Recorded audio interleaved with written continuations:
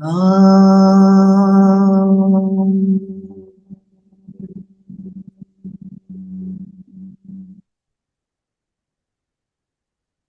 Om.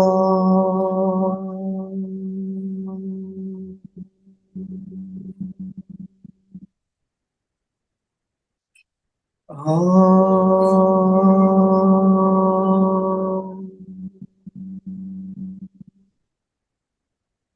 Om Sahana Bhavatu Sahano Bhunaktu Saha Viryam Karavavahe Tejasvinavaditamastu Ma Vidvishavahe. Om Shanti Shanti Shanti. Guru Brahma Guru Vishnu Guru Devo Maheshwara Gurureva Param Brahma Tasmai Shri Gurave Namah. Chinmayam Vyapi Yat Sarvam Trailokyam Sacharacharam Tatpadam Darshitam Yena Tasmai Shri Gurave Namah. Om Shri Chinmaya Sadgurave Namah. Om Shri Chinmaya Sadgurave Namah. Om Shri Chinmaya Sadgurave Namah. There are mantras in that other book. Never mind. So it's been quite a while since we've had class. And what we've done so far is the reasons for why Ramchandraji took birth, which was the story of Manu and Shatarupa, and then Narad Muni's story. Jay and Vijay's story also we did. Did we do? Jay and Vijay's story? The gods in heaven? No. Okay, so there's about, like I said, about 6 background stories, but we'll get through them quickly. Gods, we did the Shivji, and I think that was our last class. So we actually did background stories. We had Ramchandraji be born, and we talked about the question of last week's class was, is Ramchandraji real? Right? That was, and it caused so much hamagama. And then this is this question that just keeps coming back in again and again. So here, when we talk about is Ramchandraji real, we have to remember that Bhagwan takes, there's reason and purpose for everything. Sometimes we don't know the reason and purpose, but there is. So like if we look at the ecosystem, sometimes we'll think some creature is so useless, but then you take it out of the ecosystem and it causes havoc in the eco, or even sometimes within us, right? Which is why, even though they haven't yet still figured out what the appendix does, don't touch it. Because everything in us does serve the purpose. And initially we didn't know what purpose it serves, but then later on we find out, and it's quite significant and fundamental sometimes, the things, I mean, pretty much everything is significant and fundamental. Like, you know, if something stops working, then it causes so much restlessness within our, the way we feel. Even if like you burn your eyelashes, because why? They serve a purpose. I remember once when I had met these cancer patients, and they were telling me about chemo dries up your tongue. And you wouldn't think having spit on your tongue is anything great. What's the big deal about that? But it's so uncomfortable when you don't have it. So everything serves a purpose. So when we see the world and we see that everything serves a purpose, naturally when Bhagwan takes avatar, it's going to serve a purpose. But each avatar serves a different purpose. It's not that it's a standardized purpose. When some need is there, Bhagwan takes avatar. And it will fulfill that, but that avatar will fulfill that particular need. Something like, again, I give this example often, like clothes, right? Pajamas for a specific purpose. And then let's say like now all these parties have themes.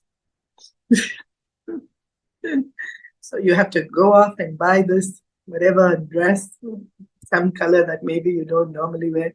Why? For that particular purpose. And then that theme dress party, you'll wear it once, twice. But pajamas every day.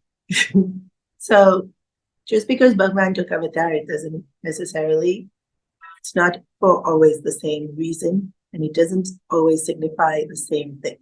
So, was Ramchandraji real? Because you don't hear this as much for the other avatars.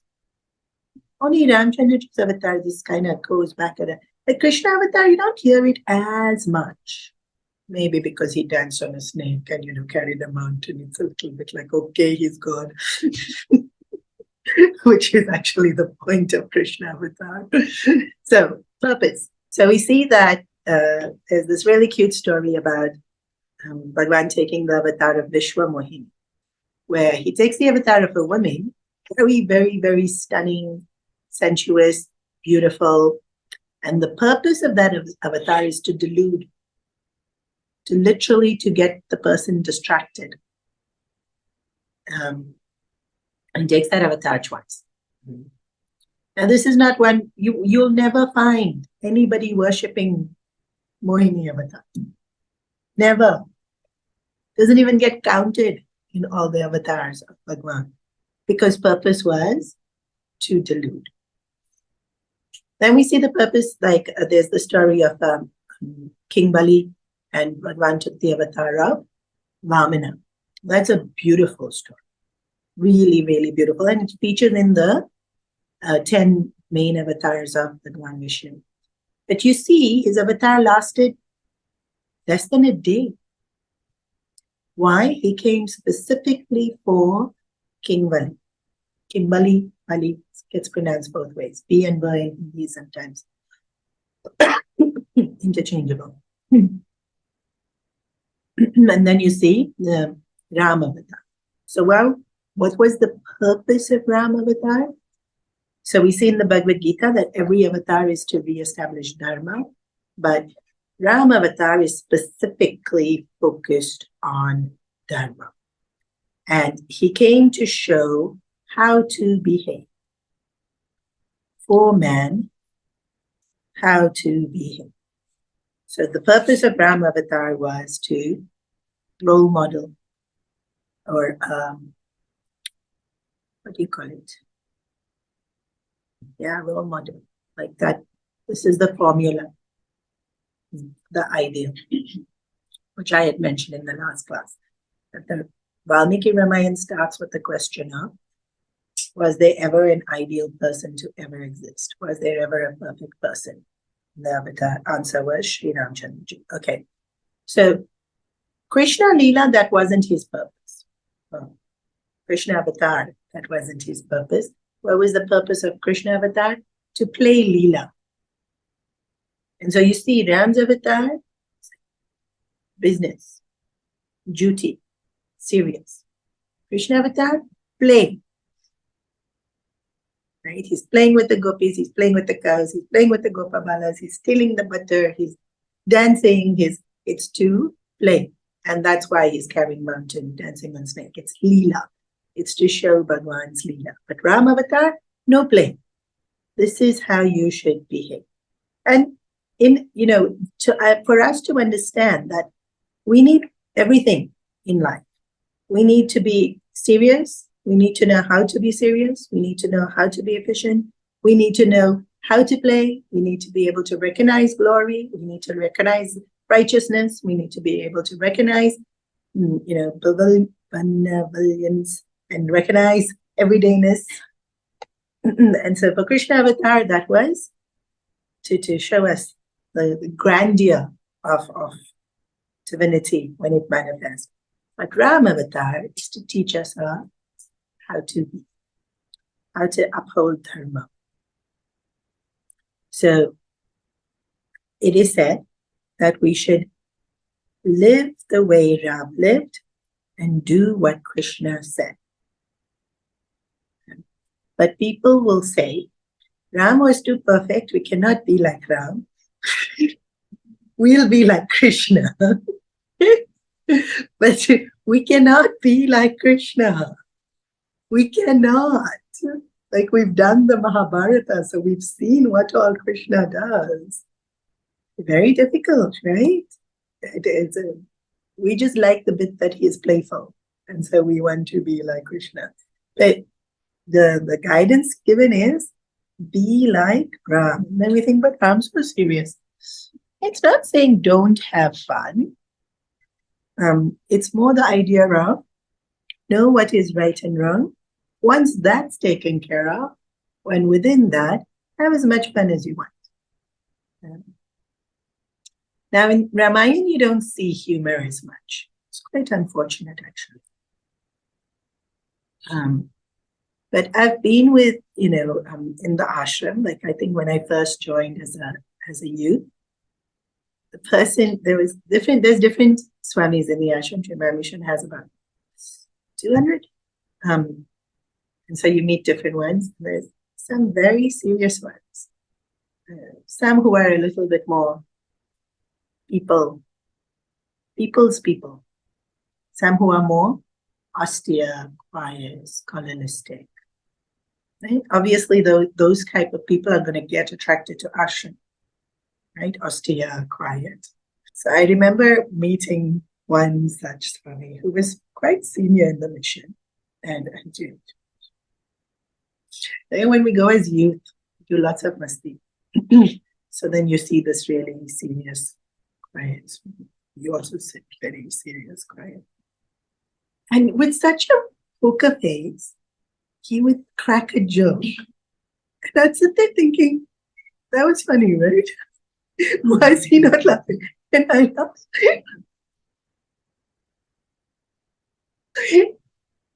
And then he'd look at us again with a serious face. And then suddenly he'd smile because he'd see the confusion on us.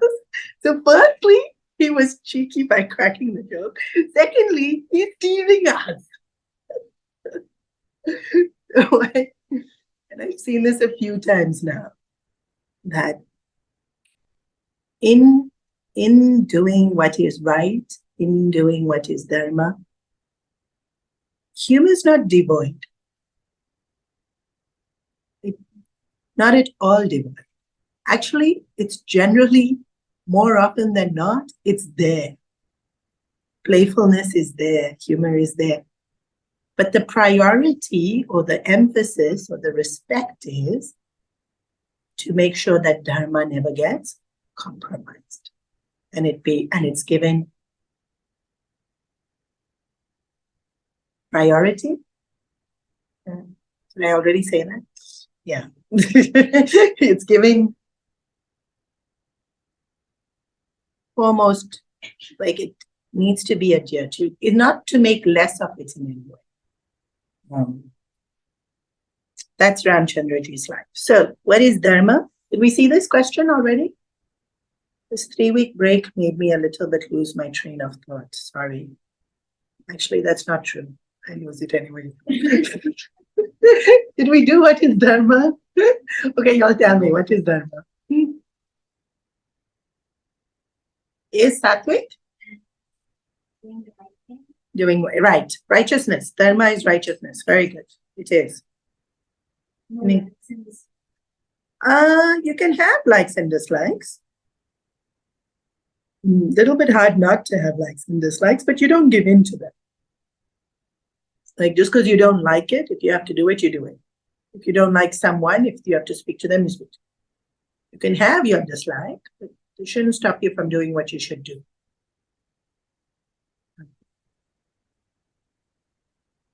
No?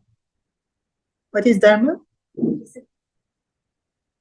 Discipline's a virtue which is in the pool of Dharma. Service. To give.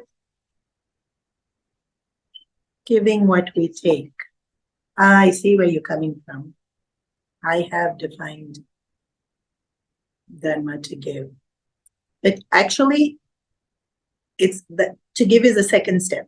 So the meaning of dharma is where I have taken, I have to give back. So usually the word dharma gets translated as duty. Sometimes people translate dharma as obligation, like I have to do this, but it's not obligation. The word duty can still hold, but the word obligation definitely doesn't hold. It is, I have taken. And so now I have to give back. So who obligated me? Me. Because I took. And the law is you cannot take without giving. So we try, like we want to get away with it. We'll take and we don't give something back. But you will always give something back. Even something like these faltu, you go to the shopping center and they give free sample, whatever. And you take and you think it's free. I don't have to give anything back. It takes up space in the house. You giving your space, or you giving your attention, or you're giving something. Right? You've remembered the name of the brand, you've remembered something. But also, it's not that, let me explain this properly. Actually, this is quite subtle to explain and quite important to know. When it is said you cannot take without giving, it means that until you have given, whatever it is that you have taken won't belong to you and will not bless you. So, example, money. I gave service and then exchange money. I took, that money will belong to me and it will bless me. I don't give, I took the money, it's in my bank account, it won't bless me.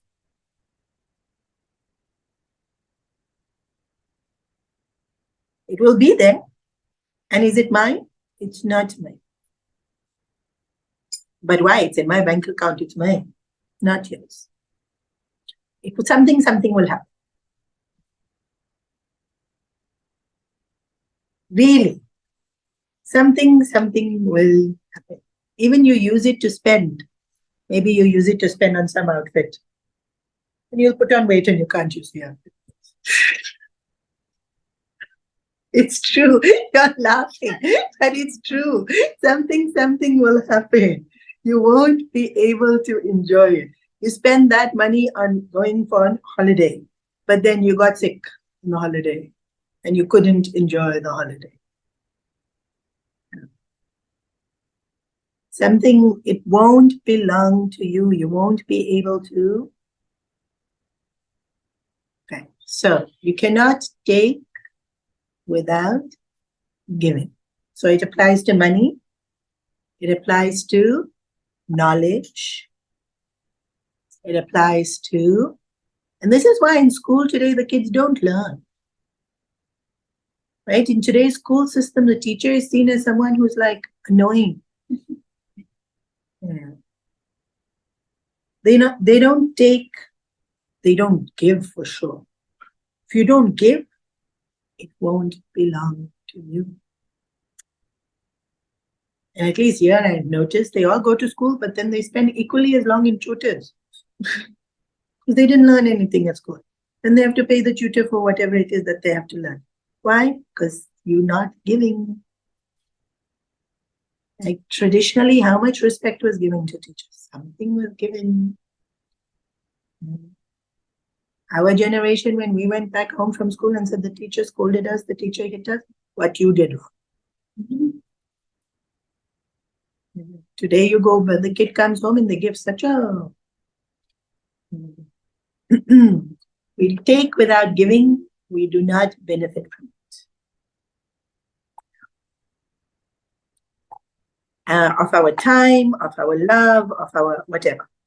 So what is dharma? I have taken. Therefore, I have to give. Why respect the teacher? I am taking. Therefore, I have to give. In a family, I am taking. Therefore, I have to give. We might think I'm not taking in the family.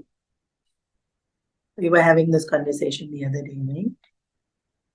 We might think they're just all irritating and annoying. Leave me alone. But then who will we turn to when we need? And if we're alone, we feel alone. Loneliness has become like a global epidemic. We want people to love. Well, which people we will love? All these same irritating ones. You think, no, can't I have another family? They're equally irritating. No, my family is more irritating. Not at all. Bhagwan made sure all families equally irritating. So you have to give what? Acceptance of irritation, acceptance of their quirks, acceptance of their idiot, whatever it is that they do. And then we take support. Security of knowing someone is there. The security of knowing someone is there is incredible. When parents pass away, kids really, it shakes their planet because it's just someone's there. So we take, without realizing, we take that feeling of sense of belonging, we take from having in a family. That feeling of someone's will be there to who knows me. That's a very comforting, reassuring thing. This person knows me. They're not a complete random stranger. We take so much from family. So give. It's not an obligation. It's not a begrudging. I already took. This is payment. I took little, I have to pay so much. There's no such thing. In fact, if you're paying so much, you'll get. Because the nature will balance out. Yin and yang will always balance out. So if you gave extra, you'll get.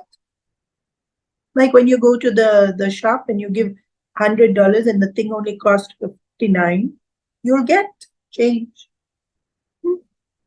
You all do the math of how much change you'll get.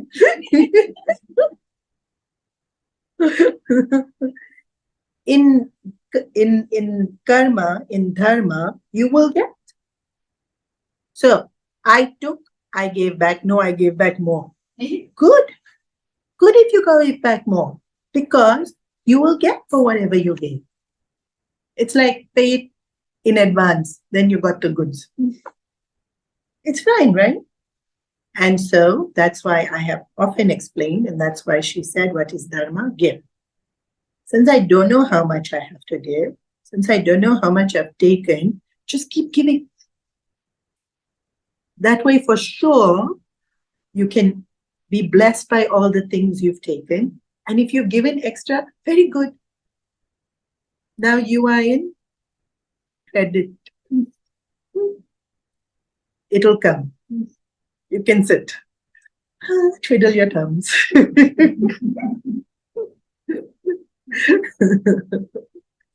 So definition of dharma is not give, but the way to practice dharma is give. Definition of dharma is we have taken. What we have taken will not bless us until we give. You had your hand up?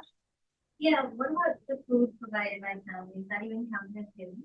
The family gave you monetary support from the family counts. Of course it counts. Everything counts. You've taken. You don't have to give back money, but you do have to give.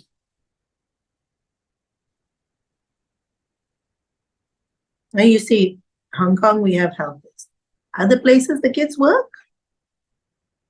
Do dishes, sweep floor, vacuum, clean.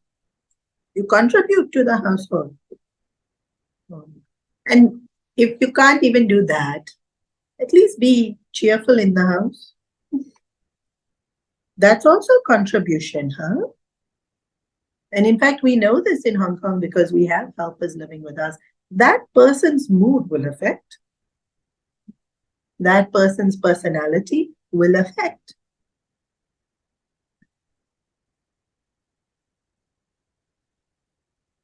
So we're contributing by whether we lively, we happy, we dooky, we grumpy, we complaining, we whiny, all of that contributes.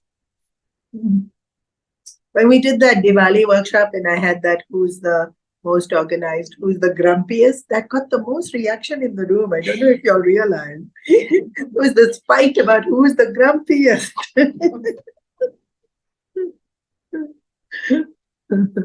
Makes a huge difference. Yeah, one of the ladies who used to come to ashram, she would walk in with her. Everyone would wait for her to walk in so that they could have that cheerful greeting. So many people walk in, you don't notice them. She walked in. Everybody in the room noticed her. Everybody in the room smiled. If it's not your personality, you can't do it. But we are giving in our enthusiasm, in our bubbliness, in our sarcasm, in our grumpiness.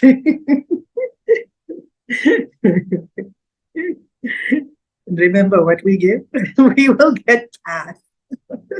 Okay, what was Dharma? We have taken, we have to. It will not bless us till we get back. But more than that, what is Dharma? Nobody remembers? Yeah, duty is this. This is what makes it duty. I've given. I've taken. It's my duty to give back. Nature of the thing. Yeah, Dharma is nature of the thing. But Ramchandraji's birth is not so much focused on that. It is focused on duty. It is focused on righteousness. And then Dharma is also that which holds things together. I'm sure I've told you all this. Planet Earth is sitting in empty space. No, it cannot be empty. Space is empty. Yeah, part of space is a vacuum. Not all of space is a vacuum. It's just there. What's holding planet Earth just there? And the moon also is just there. It doesn't come too close. It comes a little close every now and then. But sun doesn't come close, or Earth doesn't go close to sun. Jupiter is there. Also doesn't move closer. It would cause lots of problems if it moves closer. What holds it all just there is called Dharma. Then the kids will say, no, gravity. But what's the principle of it that holds everything just where it is? Even in us, everything stays where it's supposed to be. Heart, lungs. Only blood moves and it's supposed to move. If it doesn't follow the rule, then problem. What makes everything follow the rule? Dharma. It's a system, an order. Dharma is, yes, an order. But it's the translation given is that which holds everything where it should be. And this is that picture of oneness. Dharma is that vision of that big picture that everything is as it should be. This lesson comes often in spirituality, right? Everything is as it should be. You've heard this lots of times? All these forwards you all keep getting, no? Never got any forwards of everything is as it should be? Not in those words, but yeah, that's good. Yeah. Agree? Don't agree? Huh? Everything in it. Even in your life, if you're highly dukhi, everything is as it should be. You shouldn't be dukhi though. Does that make sense? Very good students, your life, it made sense? Didn't make sense. Whatever it is that's causing you to be dukhi. Husband doesn't listen to me. Children don't listen to me.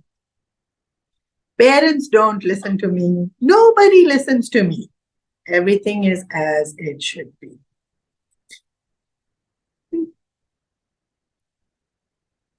You need not be dukhi. They weren't supposed to listen to you. Or let's say I'm dukhi because I'm hungry. It didn't come on time. Everything is as it should be. But I'm hungry. Everything is as it should be. Should I be angry? Even though I'm hungry, cannot be angry. Because everything is as it should be. I'm sick. Lost all my money. So sad. Everything is as it should be. Hard? Yes, it's very hard. Painful? Yes, very, very painful. Everything is as it should be. Are you all understanding what Dharma is? Should you be dukhi? But it's hard. Should you be dukhi? It's painful. Should you be dukhi? Why? Because everything is as it should be. Did anyone promise you life was going to be easy?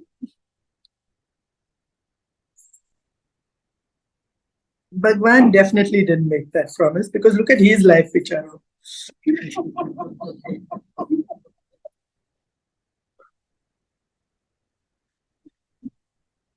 Whether you look at Ram Avatar or Krishna Avatar. In Ram Avatar, he's born in palace called Center Forest. Krishna Avatar, he's born in jail. He gives no guarantee that you're not going to have dukkha. His life is proof. If when I'm born as Bhagwan on earth and I have to go through heartache, what do you think you who's where did you think you were going to get spared? Who are you? I am special. You not. Okay, you're special also. You're also equally divine. But I also went through heartache, so you'll also go. Did I complain? Nahi. Why are you complaining? Everything is as it should be. Dharma. If you appreciate this, you won't be dukhi. This person causes so much trouble in my life. Every time I say white, they'll say black. They just out to get me. I'm sure they are. Everything is as it should be. No, can't I just tell them? Give them a piece of my mind. And you won't have that peace anymore.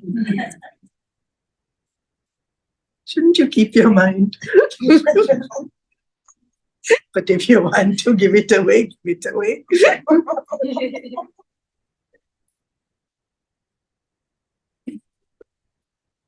Yes, your hand is up. You have a question?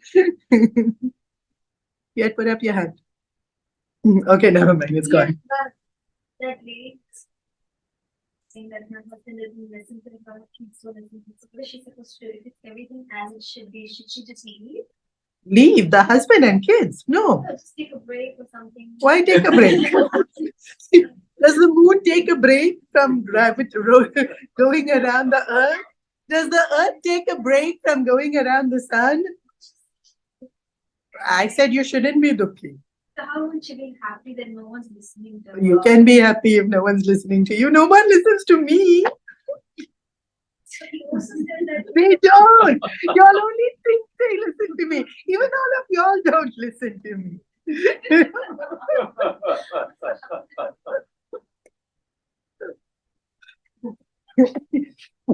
Never mind me. Guruji says that all the time. Nobody listens. Because Guru has said, Tattvamasi, you are Brahman. Have you listened? Still trying. But even other things, right? Do your japa. Oh, yeah.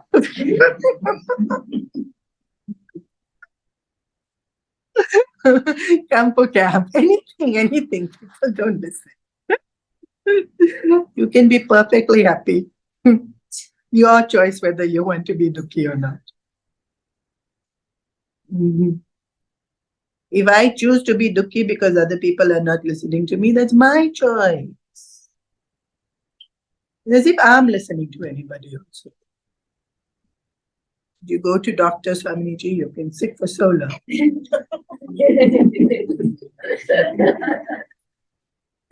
I don't listen. Why I expect anybody else to listen? I'm better now.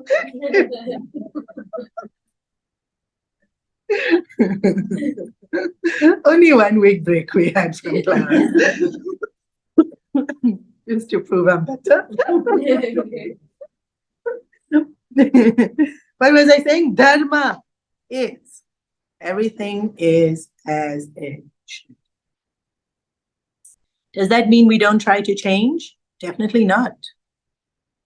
If we are tamasic, we should change to be more rajasic. If we're rajasic, we should change to be more sattvic. Right? If we are short-tempered, we should aim to be more patient. If we are fearful, we should aim to be more courageous. We can change. Me giving you long lecture, which I do on a regular basis, that you should be more courageous and you should be more sattvic, doesn't work at all. Which is why I decided just to talk to myself. It's true. Giving other people long lecture and you should do this, you should do that, nothing doesn't work. Only works when we decide we will do it for ourselves. So Dharma is that big picture vision. It's the vision of, well, actually, technically, it's the vision of oneness. And we can't see quite vision of oneness, right? I'm not able to see myself as one with the tree and the cockroach. Very hard. Okay, never mind. Everything is where it should be. Means cockroach is there, it should be there. Okay, stay there only. If it came here, okay, I'll move. Why? Because I can change. Don't make cockroach move. I'll move.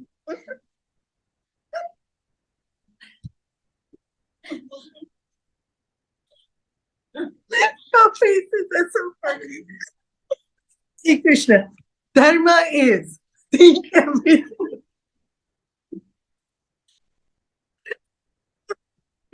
We should stop the class.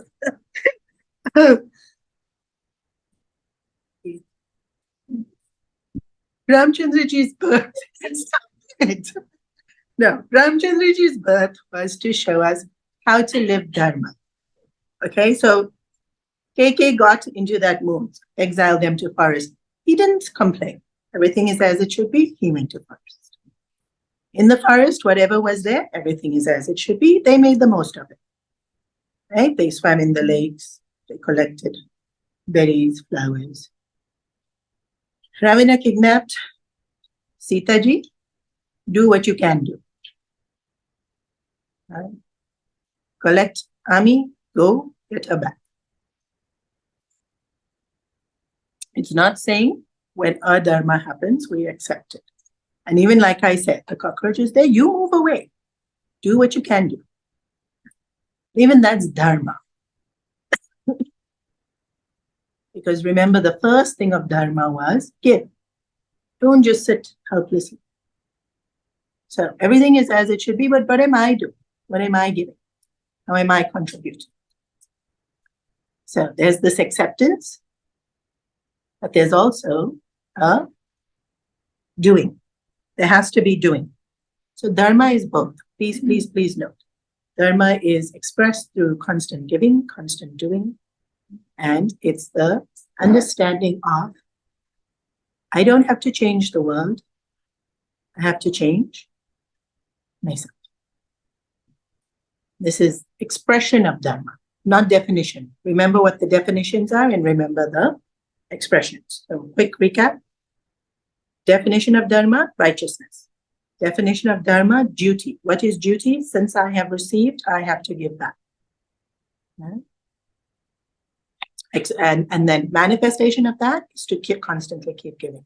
Expression of the definition of Dharma, that wider vision of oneness.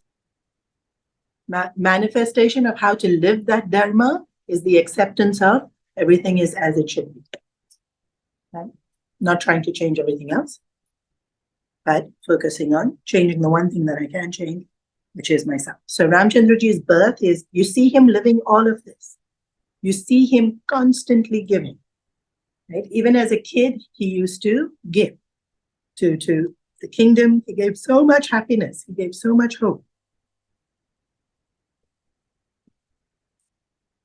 Then you see those 14 years in the forest. Actually, if he had been made king, he would have had to work so hard. And Sitaji actually says that. When they go back after the 14 years to the forest, to the palace, Sitaji said, it was so much nicer in the forest. Living in the palace is like so many appointments, so much protocol, so much and tradition and Mariana. So, but it's not like he was in the forest and he didn't do anything. He was constantly helping the saints and sages. He was either doing their seva or he was sitting with them in satsang. Even with the surroundings in nature. Lakshman more than Ramchandraji, but both of them. Constantly looking after the nature around them. So there was constant doing. So we see the way he lived his life. He didn't sit idly. There was constant giving. Even when he met Sugriv, when he met Bali, when he met Hanumanji, constantly giving. When he met Vibhishan, constantly giving. And constant acceptance of what it is. So we see, live like Ram. And it's not boring to live that way. That's the first criticism, that it's boring, but it's not at all. In fact, it's so fun when we suddenly accept that everything is as it should be and the only thing that can change is me. We laughed so much about it. It's not at all boring, and it's actually freeing. Even constantly giving, we think, oh, so much work. But again, it's freeing. Because then whatever comes is falling into me. It's not this like I have to get. I keep doing what I have to do, and then things will come. So it actually frees us. Okay. So the purpose of Ram Avatar was to show us how to live Dharma, more so than any other avatar. That was the whole point here. So we saw his birth already, but we didn't see too much symbolism about the birth. So we saw that Dashrath Maharaj did Putra Kameshwari Yajna. This was interesting that when Dashrath Maharaj wanted a son to continue the lineage, there's this extract, and I'm not sure if I spoke about it in the last class. If I did, sorry for the repetition. It's written very clearly that when Bhagwan made creation, then people said creation is so fascinating and so beautiful that they'll get lost in creation. Which we do, right? We get lost in this creation. So the devotee asked Bhagavan, how will you ensure that people will look for you? Since creation is so entertaining, so beautiful. So the Bhagavan did this sneaky smile. He said, because nobody will have everything. No matter what they have, there'll always be that one thing missing. This is why sometimes in the scriptures it's written that the world has no happiness. More emphasized in Buddhism where they say sarvam dukkam dukkam. It's not sarvam dukkam dukkam. Sarvam is everything. Dukkam is sorrow. Everything's not sorrow. But 100% you will have sorrow. Why? It's Bhagwan's guarantee that we don't get lost in Maya. That little bit heartache makes us remember. Actually, it's only a little bit heartache. But because we focus on it so much, it seems big. And then makes us turn our attention to the Lord. So here too, Dashrath Maharaj, his heartache was he didn't have a son. Turned to his guru and asked, please help me. I want to have a son. Guru directed him to yagna. Again, these two words, in fact, the Bhagavad Gita spends an entire chapter defining Dharma and yagna. Chapter 4 defines yagna. Some of you have heard Gita, so you'll already know. What does yagna mean? Offering to fire is the ritual.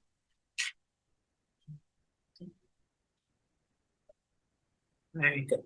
Collectively working together for the higher good. That's what yagna means. Coming together. So like Kirtan was a yagna. So many people came together to sing Bhagwan's name. No personal gain, but each person who participated in it gained. That's yagna. You will 100% gain. You're not doing it for personal gain. If it had been one person sitting there having a concert to see, look how beautifully I sing, that's not yagna. Then that's selfish agenda. This is everyone benefits from singing Bhagwan's name. It becomes yagna. So there's lots of organizations, NGOs working for higher causes who are working in yagna spirit. And even there's corporates sometimes who are working in yagna spirit, but there's also some kind of gain for themselves. And gaining is not a bad thing. You gain doesn't mean it's not yagna. You will gain. And in fact, Kirtan, which was so recent, we all remember it, every person there gained. Right? Enjoyed that night, enjoyed that moment, enjoyed the bhajans, enjoyed the togetherness. So there's gain. He gaining doesn't make it not yagna. But there should be a higher. Only then it's yagna. So I want something. Dashrath Maharaj wanted son. Where should I go? Yagna. What does that mean? Change your personal selfish desire to something that will benefit more than just you. How? That's how each one of us have to figure out. Maybe my job and I earn lots of money, but then what do I do with it? If I share it, yeah, I keep it for myself. Anything that I do where I want all the attention, it's not here. When I use my talents, skills, knowledge, resources for more than just me, yeah. Whatever it is I have, use it for more than just me. So even recently, actually even at the Kirtan, somebody who is a healer does, like this, she said, if on the day all the singers have, sore back or their knees are hurting from sitting so long, I can come in and do treatments for them. I thought that's so sweet, but there's like 36 of us. There's no way. To even have that intent. Let them sit. Their knees will be fine tomorrow. But if it was required, if it was sports, if it was something, then yeah, that's a seva that would have. Even here, it was a seva that was very sweetly offered. Whatever resource I have, whatever talent I have, how can I use it to enhance other people's life? Sure, she does it for her job, but to do it for more than just making money becomes yajna. So Guru directed desire to yajna. This is how the Ramayana teaches us. So it can't just be story. Dashrath Maharaj was sad. He didn't have a son. He went to Guru Vashishta. Please help me. I want a son. Guru Vashishta said, there is a Putra Kameshwari Yagna. You can do the Yagna. Let's get started. Let's call Shringeri Rishi. Let's build the Havan. Let's get the ghee. And then they did the Yagna. And out of the fire came the Agni Devata with the payasam. And then the payasam was divided amongst them. We saw the story. Beautiful story. Don't forget, when you have desire, direct it to yajna. That can be so lost in the story.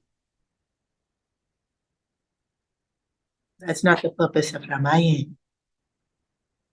The purpose of the story was for you to know when you have desire, direct it to yajna. You can have desire, no problem. Just direct desire to yajna. So in this yajna, what does yajna mean? Lots of people coming together to do something. Putra Kameshwari Yajna, he wanted a son, but so many people had to come. So many rishis had to come to do the chanting. People had to build the Havan Kund. So now whatever comes out of the yajna belongs to who? Everyone. So yes, he got a son, but who does that son belong to?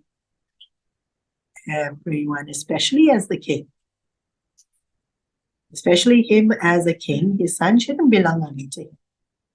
His son belongs to everyone. And that's why Guru directed him to yajna. But Dashrath Maharaj didn't quite get it.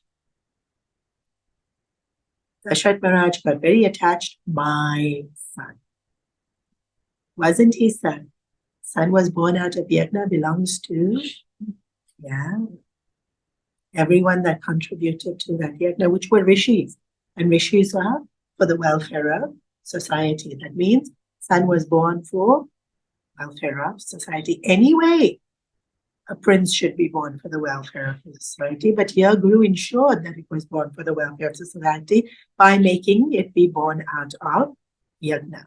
Whatever we gain also out of yajna, we will gain, but let it benefit everyone. So, whatever it is we have, if we feel it belongs to me alone, we failed. Whatever it is we have, it cannot belong to me alone. So even let's take something like son, right? Dashrath Maharaj had a son, belongs to me. Then when wife comes along, no, belongs to me. Problem. Because wife will also want, belongs to me. Sometimes the spouse belongs to me also. No, mine. Problem, right? Especially when divorces happen. So painful. Okay, if couple is happily married, fine. But when there's a divorce, we really see belongs to me. How can you disregard the other parent? But they do. And then who pays the price? The kid. Not only the kid. society.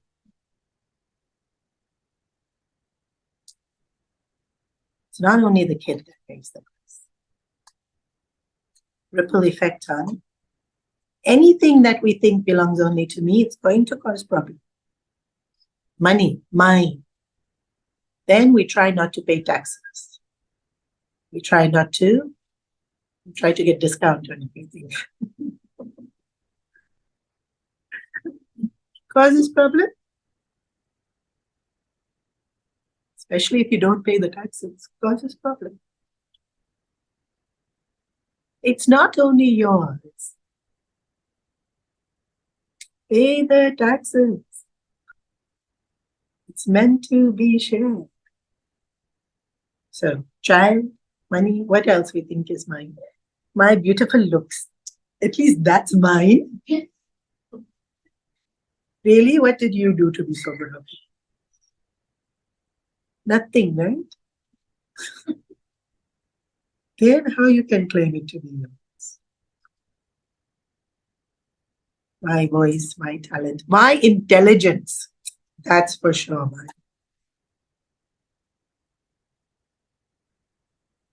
Meant to serve.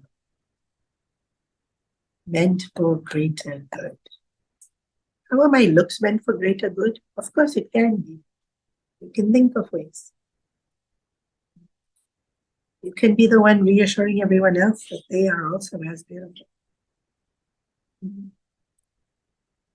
Okay, what am I saying? And then there's beautiful symbolism here. Kaushalya Mata gave birth to Ram. So Kaushalya Mata represents Gyan, knowledge. KK represents Karma. She gives birth to Bharat. So we saw this half, quarter, 1/8 last time, right? And then Sumitra represents, and this is beautiful. Even this, I don't think I heard it, I didn't remember hearing it. Sumitra ji represents a pure mind. So Kaushalya represents Karma Yoga. KK, no. Jnana Yoga. KK represents Karma Yoga. Sumitra represents pure mind. Why did both Kaushalya and KK give a bit to Sumitra? Because you can't have Karma Yoga without pure mind. You cannot have Jnana Yoga without pure mind. Have to have pure mind to be able to do anything. So a little bit was given to Sumitra Mata. So from Kaushalya Mata, who represents Jnana, comes Ram, who represents knowledge, truth, perfection, ideal, Dharma. From KK Mata, who represents Karma Yoga, comes Bharat, who represents devotion, bhakti. The more we serve, the more we grow in love. And when karma is done with that bhav of love, then that karma brings out the best in us. And from Sumitra Mata comes Lakshman, who represents Vairagya. This is Lakshman's representing of Vairagya is standard. Ram's representation sometimes changes. Because you get that Jnana, Karma Yoga, Bhakti Yoga, right? Or Ram represents happiness, Sita represents peace. Lakshman always represents Vairagya. It's very steady. Vairagya goes with knowledge. Cannot get knowledge without Vairagya. So Lakshman is always with Ramchandraji. Please note, cannot get knowledge without Vairagya. You need Lakshman to have Ram. Shatrughan represents humility and service. He goes with Bharat. Bharat was what? Bhakti. For Bhakti you need humility. Seva Bhav. KK was Dharma Yoga. So this representation is really nice.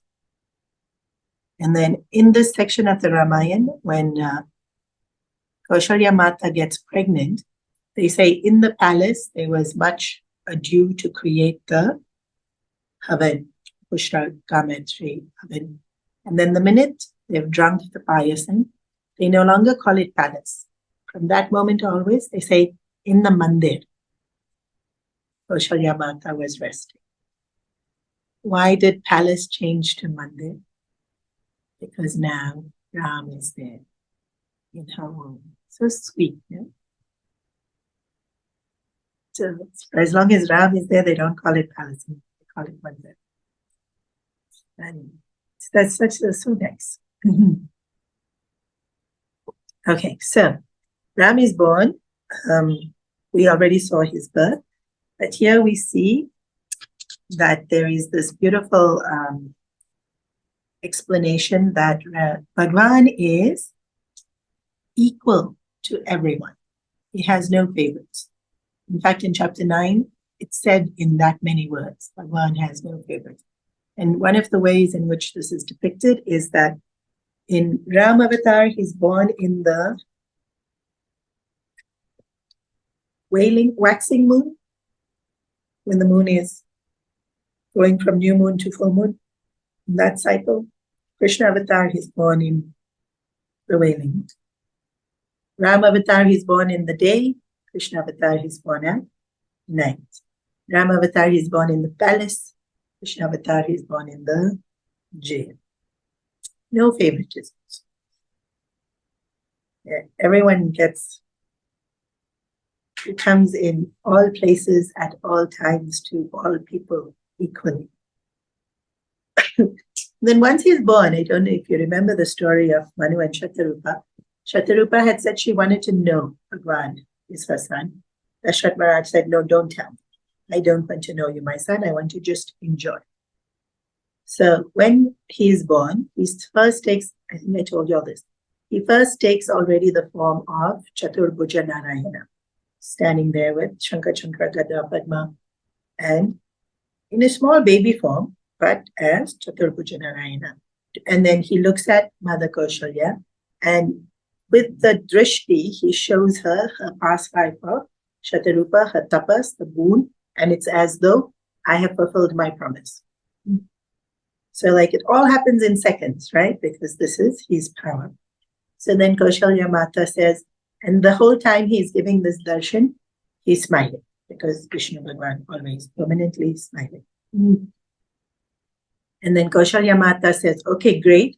Yes, you have fulfilled your promise. But now don't stand here as Chaturbhuja Vishnu. You were supposed to be my baby.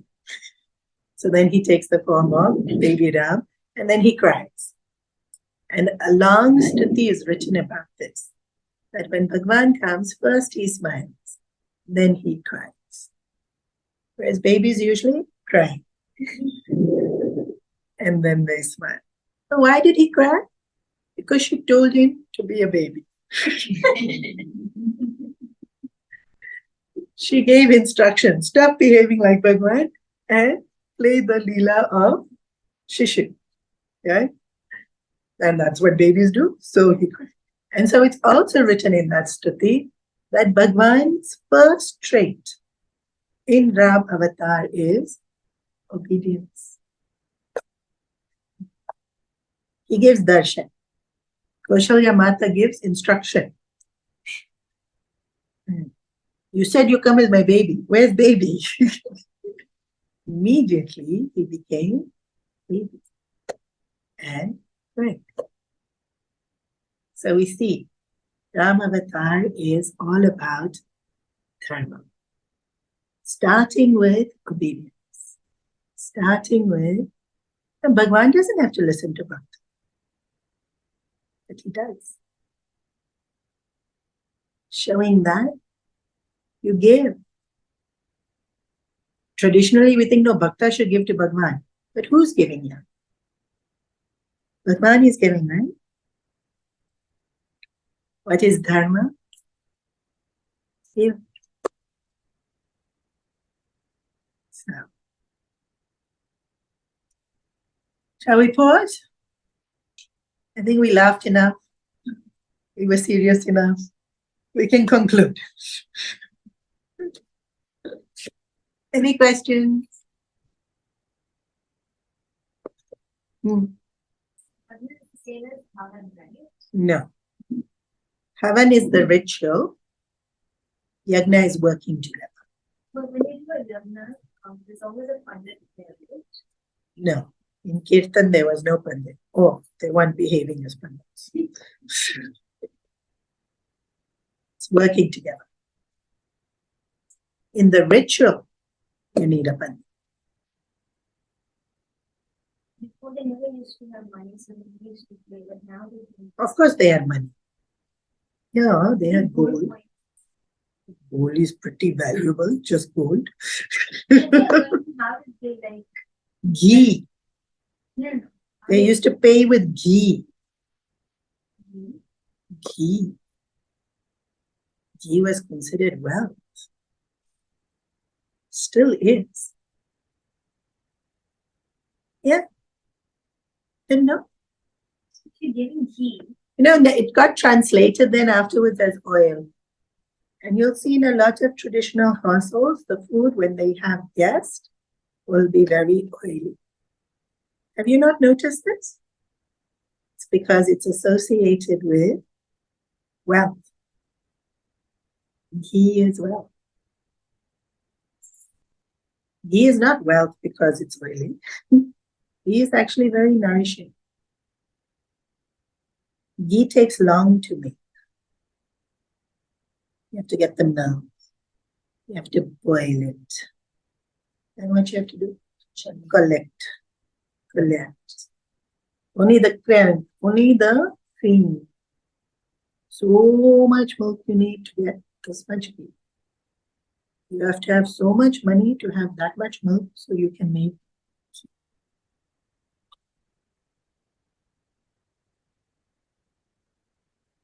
It's still wealth. They had wealth those days also. It wasn't money like we have now, but they had. And they paid. You have a question. So they paid with tomatoes, potatoes. It was such a nicer world. Actually, I still get paid with tomatoes, potatoes. People send me bhiksha. Avocados. Yes, ask. You want to ask? I didn't finish. I just wanted to say that, so if they did give that ghee, then how did that child become everyone else's? He already had given them to do that day. They paid the pandits, but there are lots of people, you can't put a value to certain things. Just like, let's say a doctor heals a patient, the patient pays. Whatever. Let's even say it's a very expensive operation and you pay $80,000. But you alive. Isn't your life worth more than $80,000? Just because you paid doesn't mean you're done.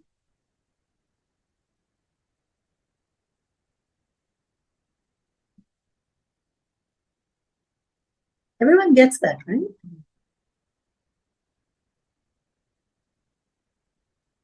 Give as much as you can. Doesn't mean you've given everything. The worth of something. That's why in our culture, you cannot ever pay Guru back. This knowledge is just so precious. Doesn't matter how much you give, you can just never give enough. Parents can just never give back enough.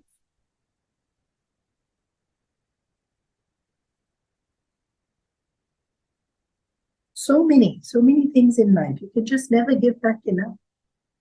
You can't say I gave, done, forgive. How much we benefited from so many things.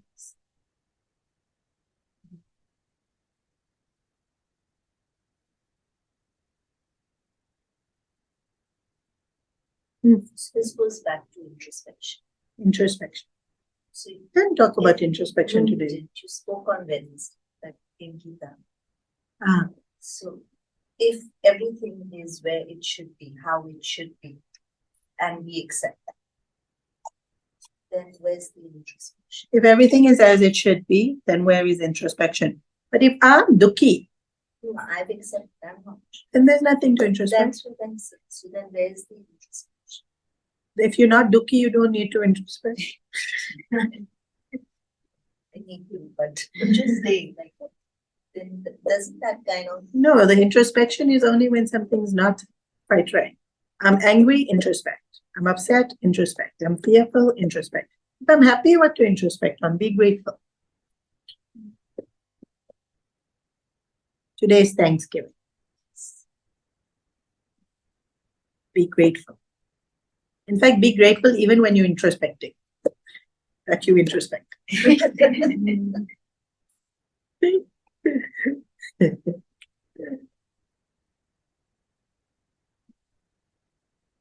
But for as long as we are identified with body, we won't just be happy.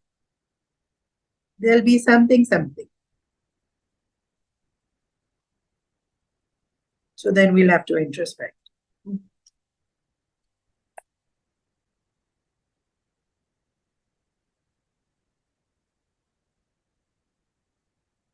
On cockroach.